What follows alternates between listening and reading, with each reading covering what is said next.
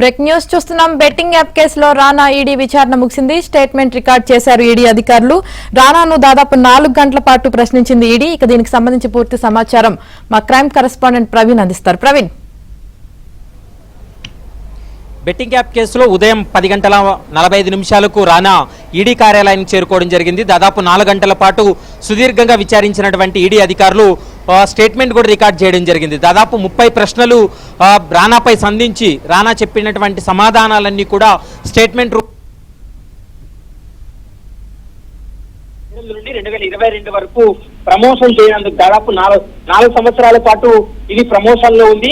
వీళ్ళు కుదుర్చుకున్నటువంటి అగ్రిమెంట్ కావచ్చు, తర్వాత ఒప్పందానికి సంబంధించి కూడా పూర్తి స్థాయిలో ఈ రోజు సుదీర్ఘంగా 30 ప్రశ్నలు రానాకు సంధించి రానా నుంచి వచ్చినటువంటి సమాధానాలన్నింటి కూడా రికార్డ్ చేసినటువంటి పరిస్థితి కనపడుతుంది.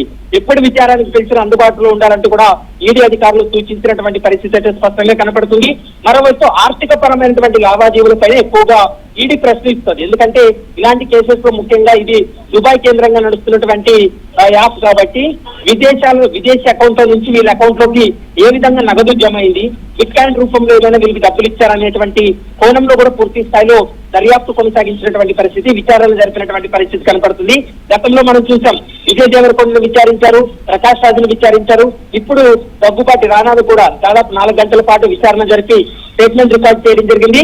ఈ నెల 13వ తారీఖున మంచు లక్ష్మిని కూడా ఇదే విధంగా ఆమె కూడా సోషల్ మీడియాలో ఈ యొక్క బెట్టింగ్ అండ్ గేమింగ్ యాప్లను ప్రమోట్ చేయడం వల్ల చాలా మంది ఇన్ఫ్లుయెన్స్ గురయ్యి లక్షల రూపాయలు అందులో ఇన్వెస్ట్ చేసి వాళ్ళు నష్టపోయి చాలా మంది ఆత్మహత్యలు చేస్తున్నటువంటి సంఘటనలు తెలుగు రాష్ట్రాల్లో కూడా సంచలనం సృష్టించాయి. కాబట్టి ఈ కేసులో ఈ బెట్టింగ్ కావచ్చు, గేమింగ్ యాప్ల ద్వారా వీళ్ళు ఎంతవరకు కూడా సంపాదించారు, వాళ్ళ దగ్గర నుంచి వీళ్ళకి మనీ అనేది ఎట్లా ట్రాన్సాక్షన్ జరిగింది అనేటువంటి వాటిపైన సుదీర్ఘంగా విచారణ కొనసాగిస్తున్నారు.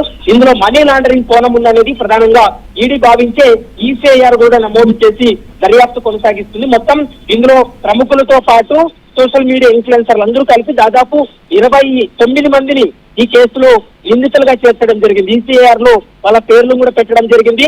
ఒక్కొక్కరిని ఒక్కో రోజు విచారణకు పిలిచి వాళ్ళని స్టేట్మెంట్ కూడా రికార్డ్ చేస్తున్నటువంటి పరిస్థితి అయితే స్పష్టంగా కనపడుతుంది. ఆమెని right, thank you Praveen. Camera